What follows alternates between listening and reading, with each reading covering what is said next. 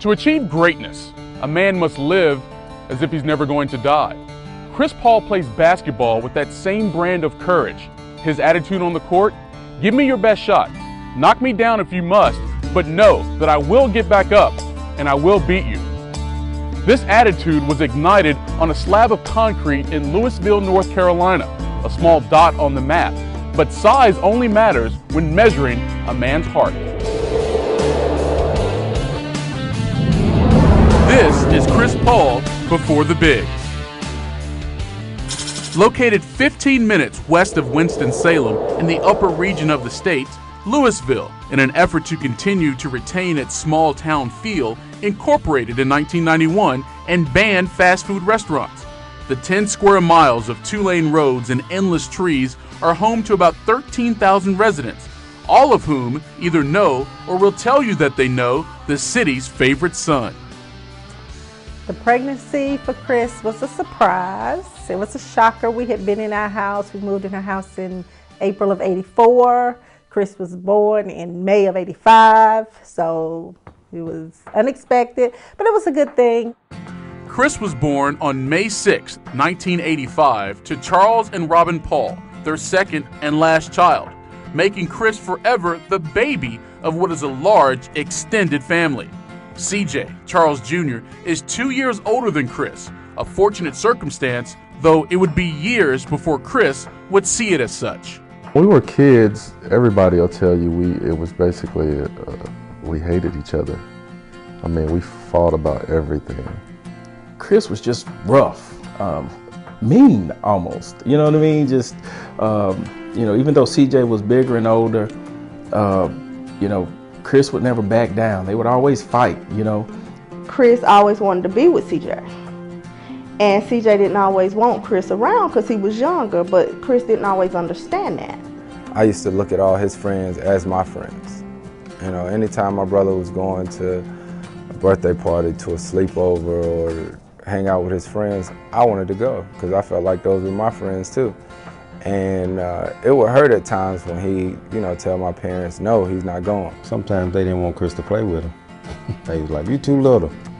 CJ's little brother, you can't play with us. So sometimes he didn't. So sometimes I had to take Chris and play with him. And we fought all day, every day. Every time we was playing basketball down the hill at my house, we fought. We fought over who was going to get the front seat. We fought over who was going to eat the last sandwich or whatever. And that's the way it was. It's not known if having an unyielding brother is what ultimately shaped the diminutive point guard into becoming one of the game's most lethal closers. Those closest to Chris saw evidence of his uncompromising spirit and at times emotional behavior at a very early age. One instance I remember, he was in a daycare and some kid tried to take his drink, and I think Chris sent him to the doctor. Chris bit him, which was a no-no. He didn't get put out, but he did get punished. So, yeah, that was not good.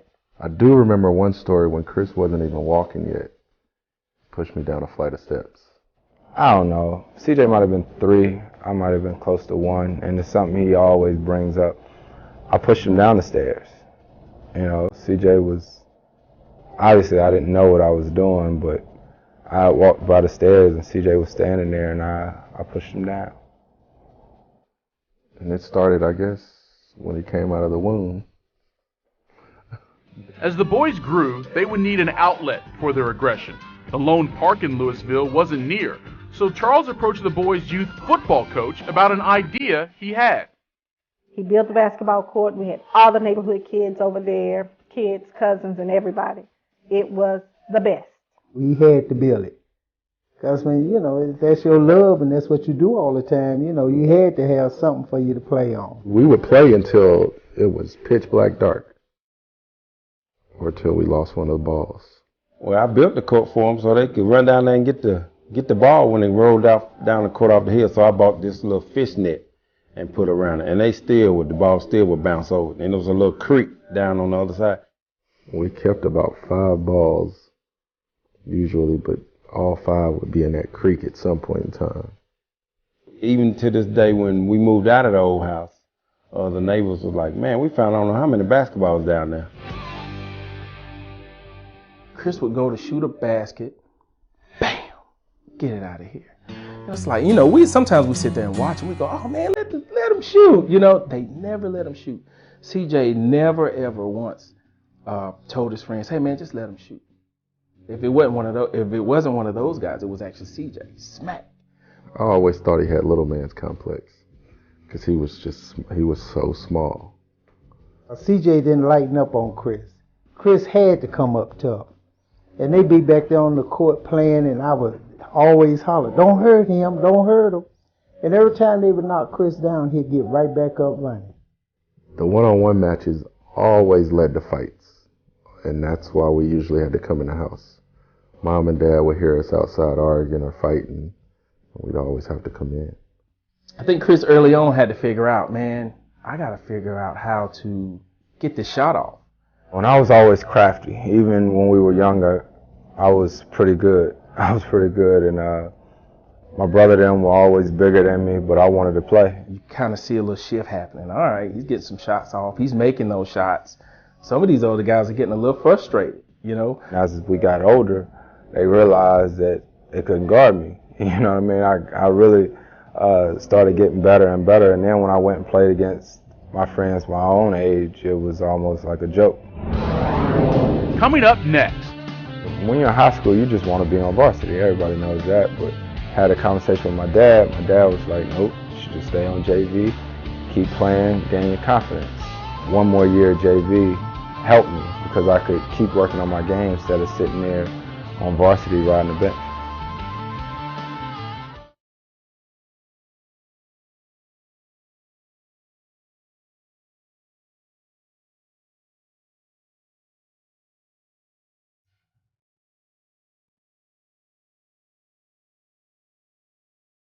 The game of basketball is like a symphony. Each position on the court, a rhythmic element in a harmonic concert. The bigs are the percussion, implements providing the explosion. Wing players are the strings, soaring smoothly and gracefully through space. At the point is the conductor, meticulously directing each instrument. When all parts are in sync, the crowds rise in joyful appreciation. Arguably, the best conductor in today's NBA is Clippers guard Chris Paul. Chris was raised in Louisville, North Carolina, a small town off Highway 421, which when traveled eastward cuts straight through Tobacco Road, an artery which pumps basketball blood to the rest of the nation.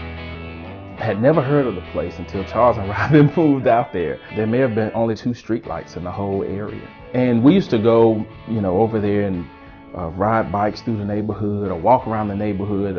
When they first moved out there was only maybe 5-10 houses in the whole community that they lived in. Chris was raised in the hotbed of basketball, but early on, many close to him thought football was a better fit. I believe Chris took all his frustrations out on me and his mom on the football field, because he used to hit people, tackle people. They thought Chris was a little rough rider. He was real good in football. Man, that kid would lay a hit, and you know, I mean, it was loud, and he would just jump right back up. I mean, you know, you'd think somebody would stay down. Well, a lot of times the other guy would, but Chris would come through full speed and would hit, make a good play and jump right back up and like, let's go again. Like when I played Pop Warner and stuff like that, people didn't want to run through the middle because they knew I was a middle linebacker and I was going to hit you. My decision to stop playing football had a lot to do with the fact that I spent the entire summer playing basketball. I was playing AAU basketball on my travel team, playing.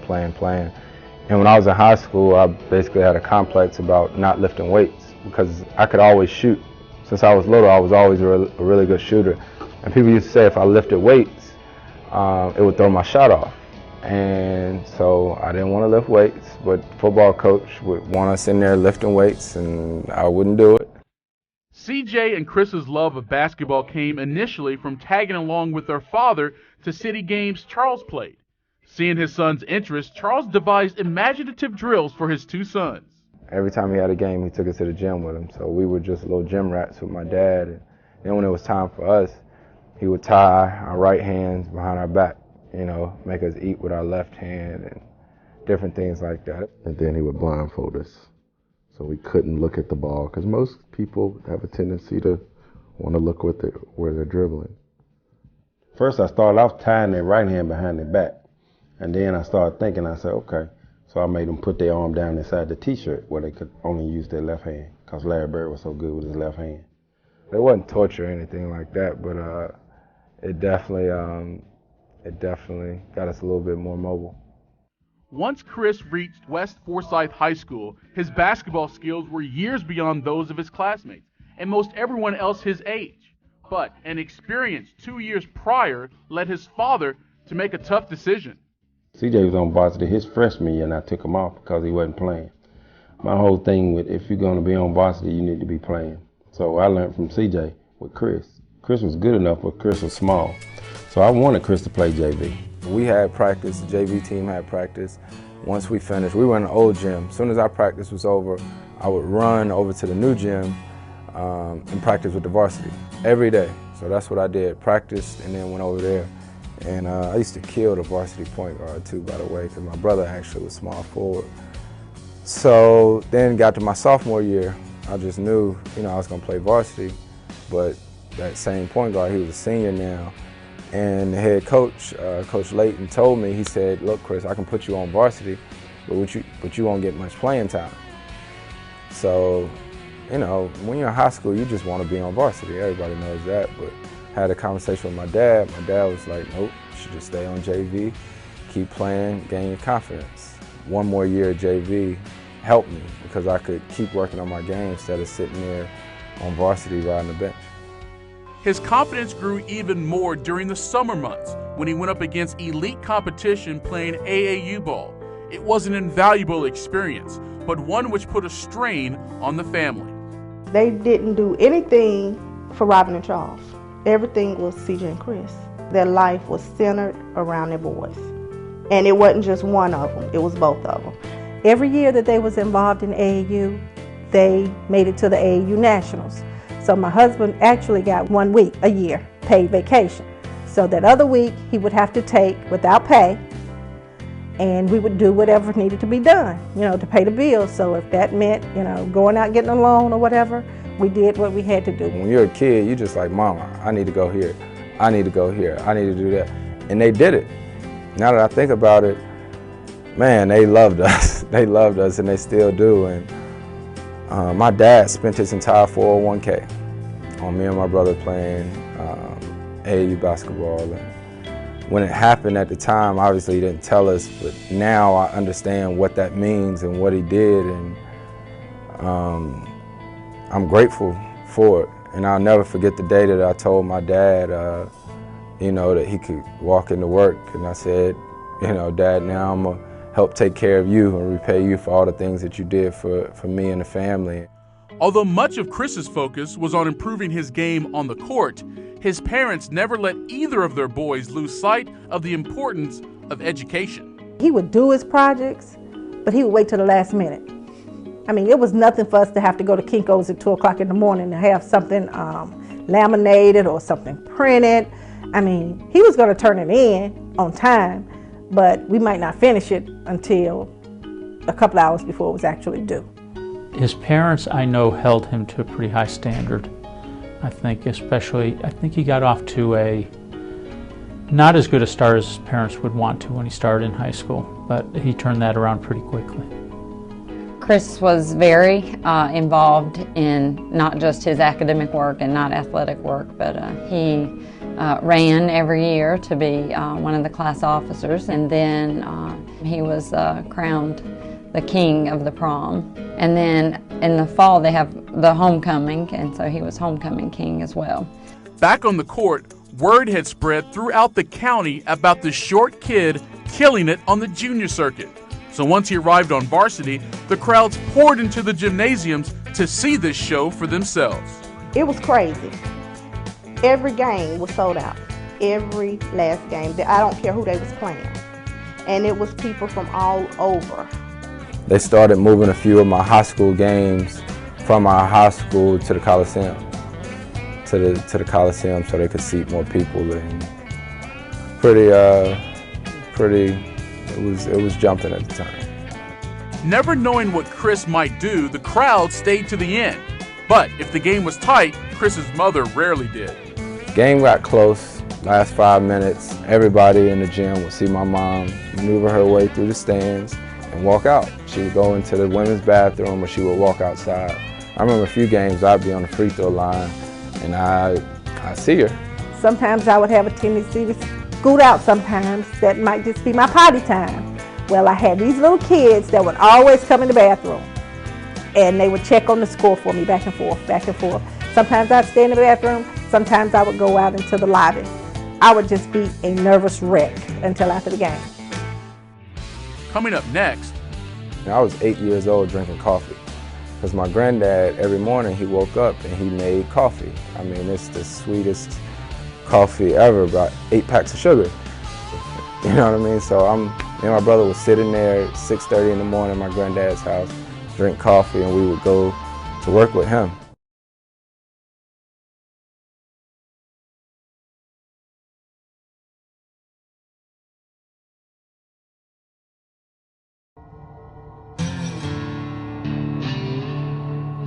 I tell people all the time, my dad put the fear of God in me, you know, and I knew right from wrong, and when I did, anytime I did something, I thought about my dad. I got scared. I got scared, and sometimes people say, you know, you should never fear this, but, you know, I think to a certain extent, a sign of fear is also respect.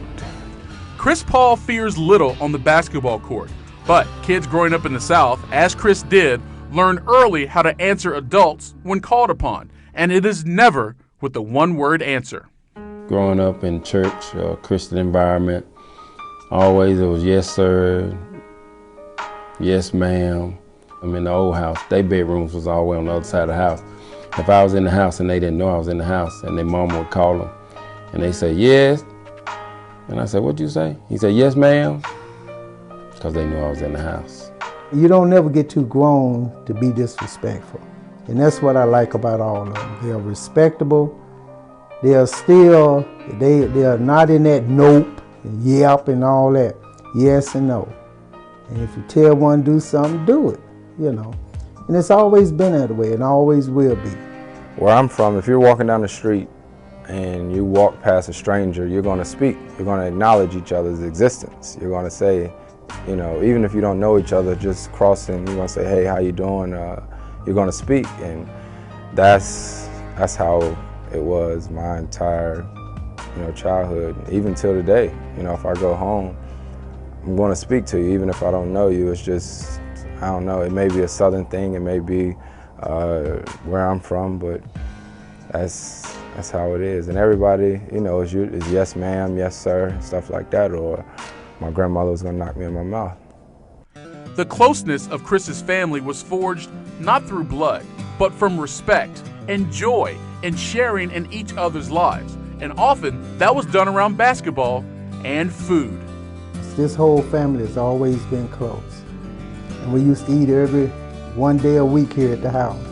And the whole family would come. You know, it's just, everybody just ate, had a good time and cut up. It looked like every time they would come, you know, it was always on the basketball court. Sometimes it was fish, sometimes it was salmon croquette, sometimes it was pork chop, pinto beans, slaw, potato salad. Thursday night dinners would be beans and weenies and tuna. And it's so, I mean, we really like it. You have to know what it is. It's not all mixed up together either, okay? I've always said that I feel so fortunate and blessed to have the family that I do. And my family is not perfect by any means. Just like any other family, we do have issues and things like that. But I know for a fact that I have the best family that there is in the world, because my parents, my mom and my dad, they met at church, you know, and so my entire childhood, my entire family, we all went to the same church. So for me, at the end of the day, this ball is going to stop bouncing one day, and you know, the fans may love you, they may not, but one thing about my family is they always going to be there. Being raised in a small town in the South is radically different than growing up in a large metropolitan area such as Southern California. Manners are drilled into you from the moment you can string two words together. Where Chris is from, they don't care if a man is poor. If he has family, then he is rich. Chris and his brother CJ were fortunate to have many role models, but perhaps none more important than their Papa Chili, Nathaniel Jones. My dad owned a service station. He was the first black-owned in North Carolina. And I grew up working at the service station. My mom worked at the service station, my sister worked at the service station. He made sure we knew the value of working and what it meant and how hard, he let us know how hard it took for him to get where he was, you know. But he gave back. He made sure he took care of everybody if he could. But you didn't go up there to play. He didn't play that type of game.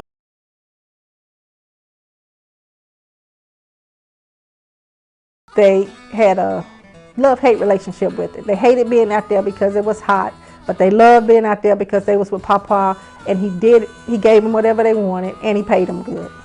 And I was 8 years old drinking coffee, because my granddad, every morning he woke up and he made coffee. I mean, it's the sweetest coffee ever, about 8 packs of sugar. You know what I mean? So me and my brother would sit in there at 6:30 in the morning at my granddad's house, drink coffee, and we would go to work with him. 7 a.m. till 7 p.m. We out there in the hot sun at the service station learning how to rotate tires, pump gas, change oil. It was hard for my granddad to have us both out there because it was like a competition. Who could get the most tip money? Me and my brother, as we grew up, people would pull up to the self-service, but we would run out to the cars before they get out and say, no, let me pump it. That way we could try to get tips. So then that would always, if I felt like I was out there first and he thought he was out there first, it would lead to a fight usually. That same fire drove Chris on the basketball court. After 2 years playing the opening act on the JV team, Chris shined in the leading role, drawing national attention and elite coaches from across the country to his games. Then you hear the rumble. Well, there's the coach for NC State, or there's the coach for this college or that college. During that year or two, the phone was constantly ringing. The mailbox was always full. It was just unbelievable. Then I would talk to Charles, and he would tell me, well, this coach, contacted us, or we got a letter from this school, and so you knew then, all right, this dude's gonna play D1 basketball. He was not getting recruited by Carolina, and he was a Carolina fan back then, but they already had the point guard that they needed. And once he took that visit over to Wake Forest, they swept him off his feet. It was Skip Prosser, really. It really was Skip. But when we was looking at the different schools, me and Robin, we were sold at Wake, And he always talked about academics. It was academics before basketball. It wasn't basketball, then academic. Skip kept on telling us, I guarantee you when you graduate from Wake Forest that you will have a great education and you will have relationships that go beyond basketball. Well, everyone was saying he was special, and not just on the court, but off the court. And I think that's what really attracted Coach Prosser, who was the head coach at the time, to Chris. There's very few kids who are the total package, great players, but also can represent the school in a way that we wanted, and just be great in the community and just be kind of the face of Wake Forest basketball. So we had a lot of visions for Chris that went beyond basketball. He had just about everything to do with it. A lot of the coaches that recruited me were great coaches, but he was an even better person. He made me feel like he really cared about me, and he really did. We just made a bond that quick. Chris had grown up a fan of Tar Heel Blue, but Matt Doherty, before being relieved as head coach on April 1st in 2003, had only shown casual interest. By the time Roy Williams was named to replace him, it was too late. On May 4th or 5th, Carolina finally did come back and offer me a scholarship. They offered me a scholarship, and so that's why I sort of waited. I waited until they offered me a scholarship. That way I knew that I could have went to Carolina if I wanted to, and then I went ahead and committed to Wake. Coming up, it was crazy that night. I'm asking why. You know what I mean? I'm looking at my mom. My mom is tore up because my mom had already lost her mom, my grandmother, so it was tough. It was tough for a long time. For a long time, it was tough.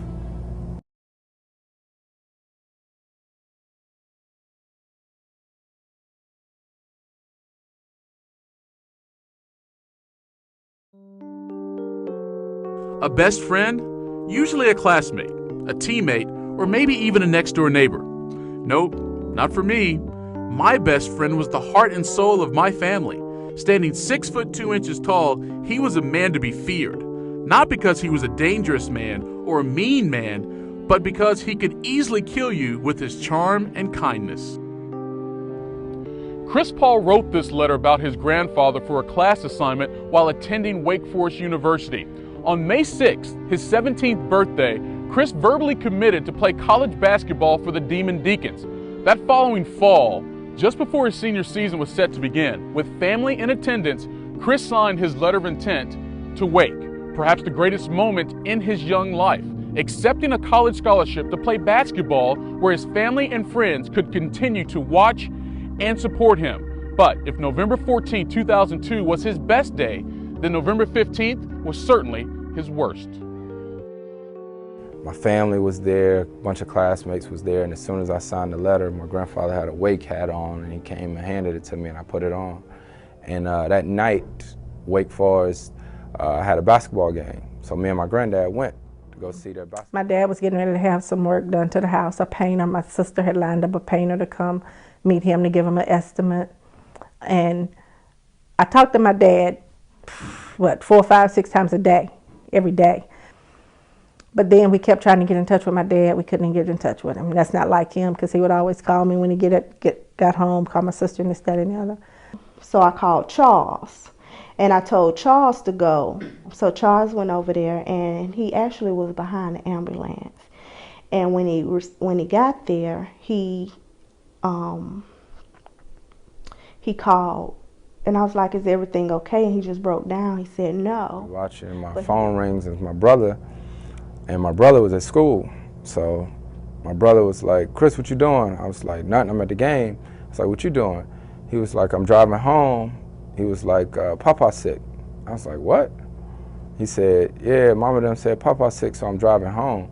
And now I get worried, because my brother don't come home. Not that far of a drive, not after you just left, after I signed my letter of intent.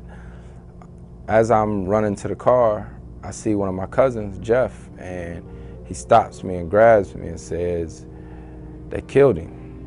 And I was stuck, like, what? He said, they murdered him, and I said, who, what? And that's how I found out. We got in the car, rode by, and I saw my grandfather there laying in the carport. Here we are, gathered round, flights of angels on the ground. Take your step, your final bow will sing you through. My best friend was the owner of the only black-owned service station in North Carolina. He taught me how to hold on, be strong, and never let someone tell me that I was either too short, too small, or even too dark to do something. It was just a terrible nightmare. I pray that nobody else ever has to go through that. It was 5 teenage boys that had murdered my dad over money. I mean, they didn't even get hardly any, if they got any. And my dad was the type of person, if you asked him for something, he would give it to you. Angry. That night I was angry, and my family was angry. Like I said, everybody knew my grandfather, and everybody knew my family. So my first thing was, all right, somebody know what happened. Let's find out, and let's fix this. It affected everybody, not just the immediate family, but the surrounding families. And it was a hard thing to deal with at the time. And still a lot of people hadn't really gotten over it. At that point, my dad was Chris's best friend because CJ had went off to school. So him and my dad would go out to eat together sometime. You know, my dad would come out to our house a lot. But sometimes him and Chris would just go out to eat, or Chris would go run errands for him when he got out of school. See, my best friend taught me more than just how to dribble a round ball. He taught me how to pump gas without going over the dollar at age 7. He even taught me that when I find my wife, that she should be just like my mother. He taught me how to love and how to sacrifice. He taught me how to forgive and how to forget. But most of all, he taught me the importance of integrity and how my character will take me farther in life than any talent ever will. So on the 19th was my granddad's funeral, so that was the toughest day too. The Wake Forest team, which I wasn't even at Wake yet, they came to the funeral, and the whole city, everything. So we buried my grandfather on the 19th, and the 20th was the first game of my senior year. And before I walked out the door, I mentioned something about honoring my granddad, and my aunt was like, why not? I said, well, just go and hit 61 points. And he was like, wow, 61? That'd be a good idea, but that's a lot of points, Auntie. I said, you're right, but go ahead. You know, but we thought nothing else about it, and we laughed it off, and, you know, I said, play good, have a good game, see you in a few. Nobody thought he could really do it. That's a lot of points to score, especially a person like Chris who's very unselfish. And he came ready to play. He wasn't moping. He was like, I'm going to do this. Probably when he was at about 55, 56 points, that rumor started in the stands that he was trying to get to 61. And when he hit that 61, he got to 61, he made a layup and hit 61 points. And then he got fouled, went to the free throw line, threw it out of bounds, and then he just broke down. He just looked like he was limp, and then when he came over, he just fell in my arms, and then we just cried. My wife came down, and all us just, you know, we was crying, and the crowd was hollering CP3, so. Words cannot explain what was happening. I think for me, it just felt like I was a kid too. You know, I was, 16 years old, something like that, 16, 17 years old. And it felt like just everything was right in the world. Like I had accomplished everything that I needed to accomplish on earth right then and there. You know, I never knew about the NBA at the time. It was that I would play in the NBA at the time. That was the greatest feat that I would ever conquer, and I was done.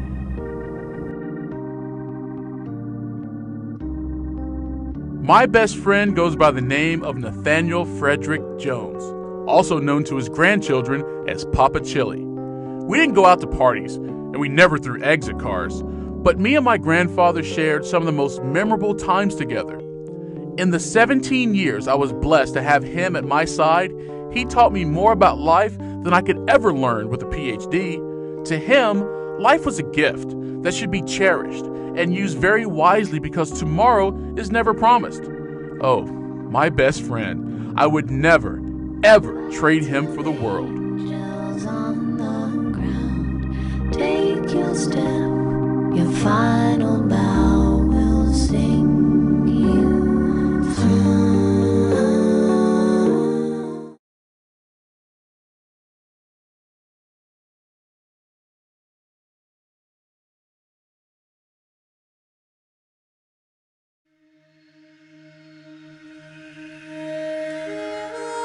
On a cold, windy night on the 13th of November, 2003, I felt the presence of my best friend once again. Standing in the old beat-up locker room of the heralded Madison Square Garden, I began to put on my brand new, heavily white uniform with the capitalized letters of P-A-U-L on my back for the very first time. A bittersweet feeling it was, which brought tears to my eyes as I began to realize that my best friend would be missing from the first game of my collegiate career that he had made possible. The more I thought about it, the more and more tears streamed down my face. While crying, the only thing I could hear was my best friend's voice saying, "Be strong and play your heart out." Almost 1 year to the date that his grandfather, his best friend, was murdered, Chris Paul played his first game for Wake Forest. In that letter which he wrote for that class assignment, Chris recalled how his grandfather used to tell him to remain vigilant. On that night at Madison Square Garden in New York, with a heavy heart, Chris took the floor and led the Demon Deacons to a victory over Memphis. Wake Forest would win its first 11 games in 2003. I remember his first game being in Madison Square Garden, and they put him in as the starter. And I was literally sick on the stomach. Like, oh my God, they're gonna start him his first game. Oh. And he does a really good job. And I'm like, okay, we can breathe a little bit. This kid is as good as everybody says he is. Because at that point, you start to hear the hype. You start to hear people talk about him. But again, to us, he's Chris. Wake was the defending ACC regular season champion when Chris arrived on campus. And so, in an attempt to fit in, Chris often played the role of the facilitator. He was very, very, very unselfish, almost to a fault. And I just remember, we were playing someone and he was passing up shots and he was, and I called him in the office and I said, Chris, we need you to play aggressively. We need you to play like you can play. And he said, Coach, well, you guys won without me last year. I'm just trying to fit in. And I said, Chris, we need you to score more. We need you to be more aggressive. And I think the next night he goes out and gets 30-something. He comes back in my office and said, Coach, is that what you need? And I said, yeah. I was a McDonald's All-American, but when I got to college, I wasn't the best player, not initially. And my coaches still never used to tell me that I was this good or anything like that, because I always had to be, a little bit reserved, because I had upperclassmen who had been there before I got there. And they knew I was coming. This was my hometown, and I always had to make sure I wasn't stepping on anybody's toes. 1 month later, Wake traveled to Chapel Hill to face the 4th-ranked Tar Heels in Roy Williams' first ACC game, and it's still talked about today as probably the greatest ever in this historic Tobacco Road rivalry. I'm still tired from the game.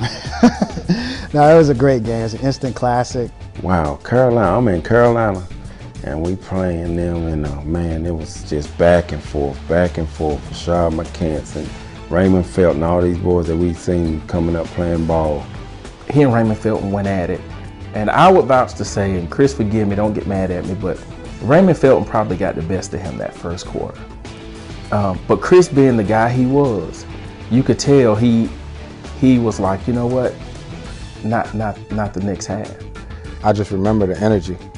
I was a little bit nervous just because I felt like it got so loud in that game at one point that I couldn't hear anything. And I was just nervous. And I think that game there helped me deal with nerves. A sellout crowd of almost 22,000 witnessed a cross between a basketball game and an indoor track meet.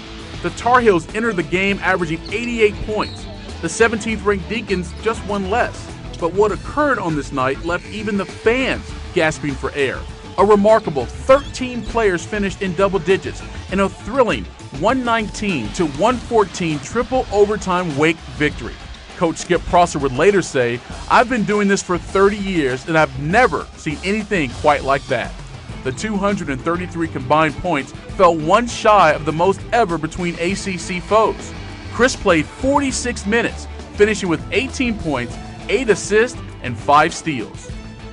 It'll go down as one of the greatest games, not only in Wake Forest history, but probably ACC basketball history. In that game alone, there was so many pros on the floor that night, and he just kind of, held his own and carried us and just did a lot of special things on the floor.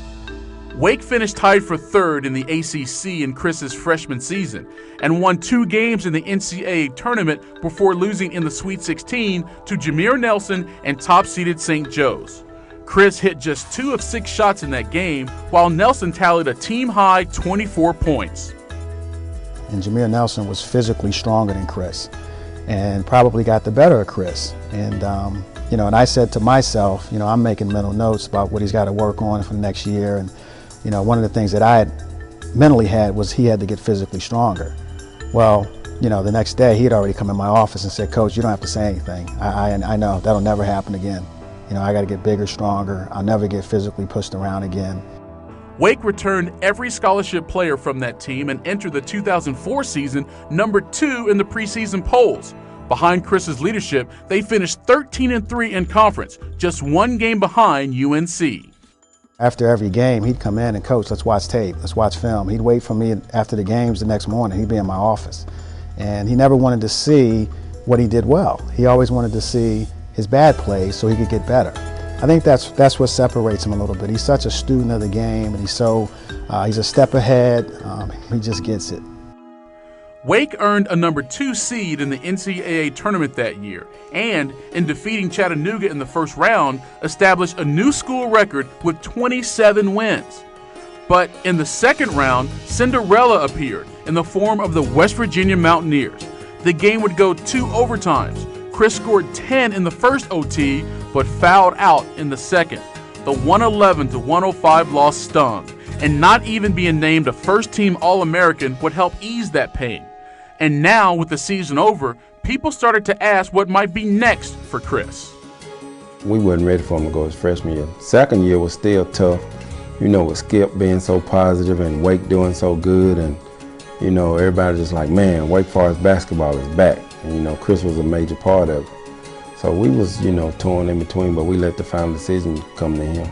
You know, I just wanted to make sure he was sure about what he was doing. The whole process was, you know, with him and his family, and we just said, hey, look, we're here. If you need us for advice or whatever, that kind of thing. And our whole thing was, the whole time, was we want what's best for you. The decision to leave weighed heavily on Chris because of his feelings for Wake Forest University, and most especially, his love for Coach Prosser. You know, I always say this, and it's crazy, but, you know, it's been my dad, obviously my grandfather, you know, and Coach Prosser is one of those guys who, it's crazy, I only played for him for 2 years, but I committed to Wake as a junior in high school, so I was actually, you know, 4 years it felt like I played for him, but it's so much stuff that he said that is instilled into me daily. Like, one of the craziest things, I used to come in his office and he'd be like, Chris, how you doing today? And I'd be like, I'm good, coach. He'd be like, you're well. And it's funny, even still to this day, you know, I make sure I say I'm well. I'm good, you know, and I correct people when they say it. And it's a lot of different things. He used to say, never delay gratitude, you know, and those are little sayings that he would say before practice that just stuck with me. And, you know, integrity is everything. And there are times when I contemplate on doing this or doing that, and I think about maybe what Coach said or the fact that he's looking, because he always held me accountable for everything that I did. In the summer of 2007, 2 years after Chris had left for the NBA, George Skip Prosser died of a heart attack while on the Wake Forest campus. Prosser was a relentless reader of biographies, history, philosophy. His favorite quote, he once said, was from Ralph Waldo Emerson: "Our chief want in life is someone who will make us do what we can." He was devastated. You know, he just couldn't believe it, and you know, like I said, he lost another influential person in his life.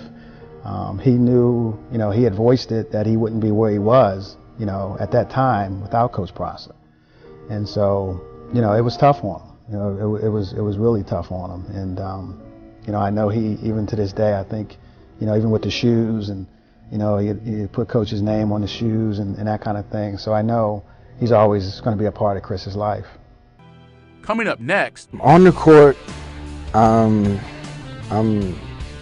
just lightweight crazy, you know, and that's just the competitiveness to want to win and want to succeed and want my teammates to succeed and everybody who's with me and a part of everything that I'm doing to succeed. And then after the game is over, I realized that it was a game.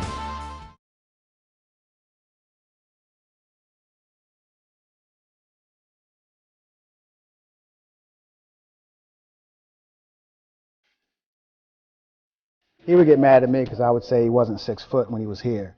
And he'd say, Coach, I'm 6 foot, I might be 6'1", you know. So he had little man syndrome. So they always have a chip on their shoulders.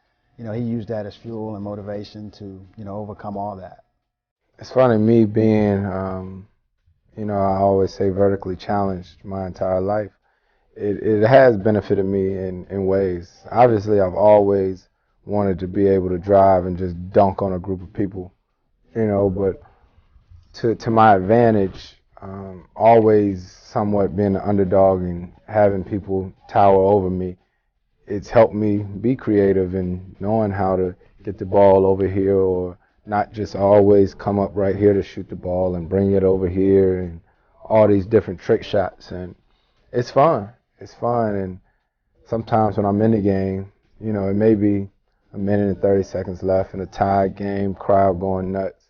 It does feel like I'm in the backyard, or I'm at the YMCA back home playing with my boys, and it's a shot that I know that in the game it goes in, everybody's going to go nuts. Like, man, how in the world did he pull that off, you know? But it's a shot that I've been doing since I was little.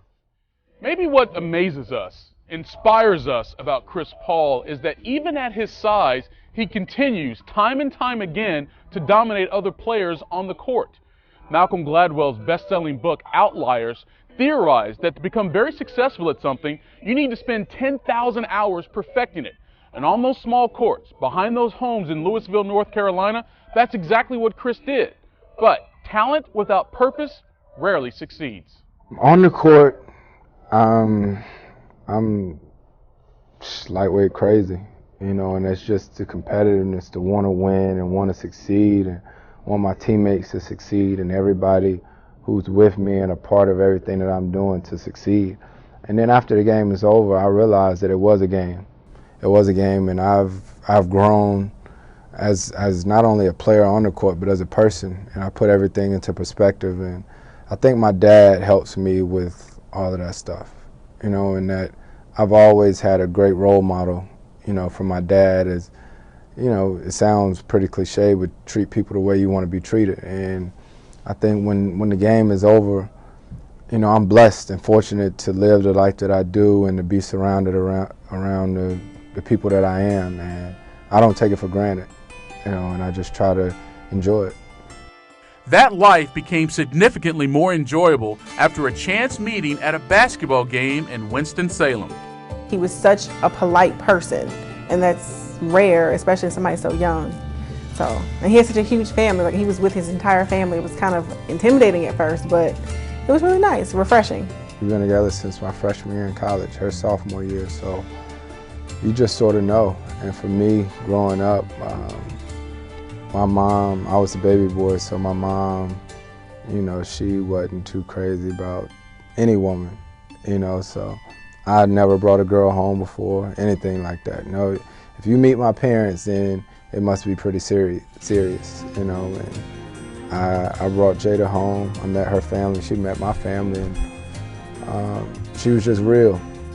She liked me for who I was. She was from my hometown, so it's funny. We've grown together.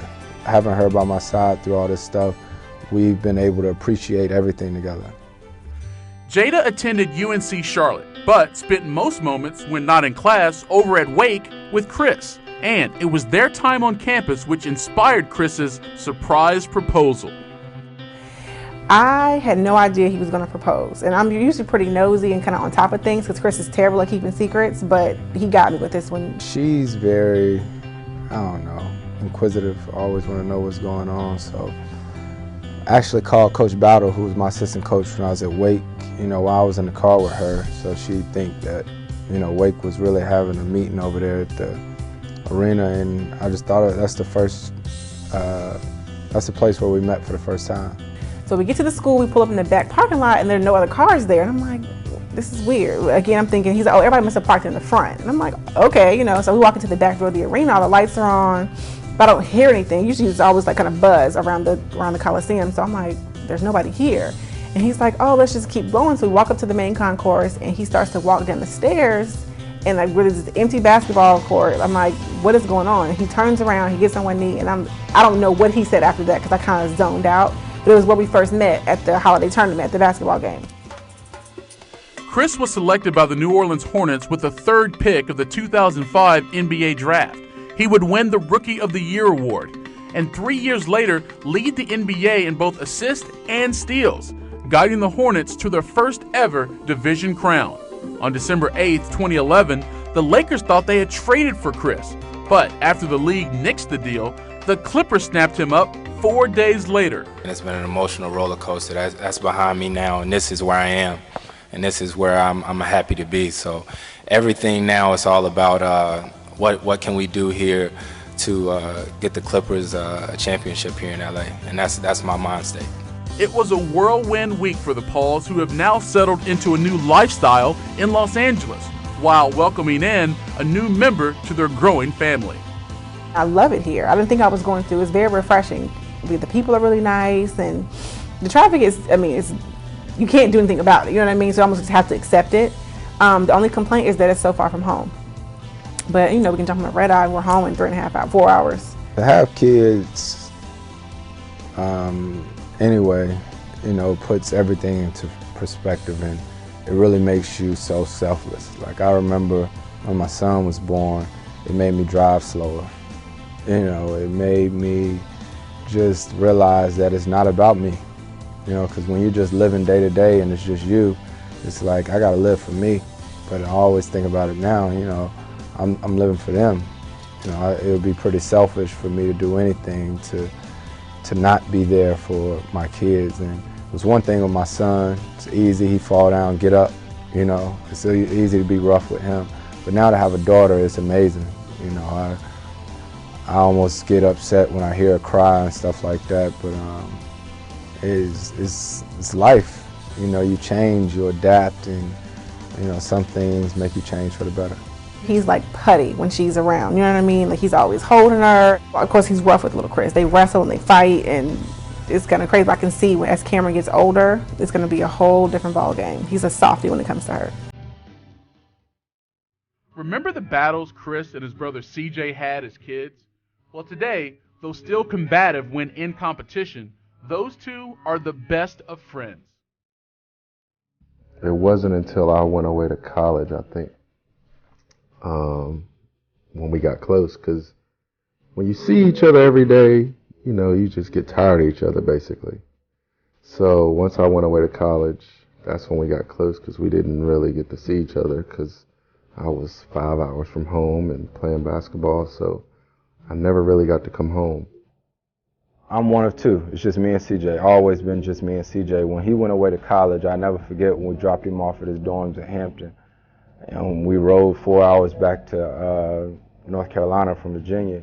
I sat in the back of our minivan and had my head against the window, and I was crying.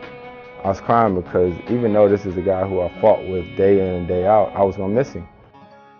Chris Paul is the sum of many parts. An older brother who never gave an inch. Parents and relatives who showed him unconditional love and support, but also expected obedience. A small hometown which provided a safe environment, allowing him to explore his creativity. A grandfather, Nathaniel, who in life gave him hope. In death, a purpose. And that purpose has now grown from basketball prodigy to NBA All-Star to husband and now a father. My son goes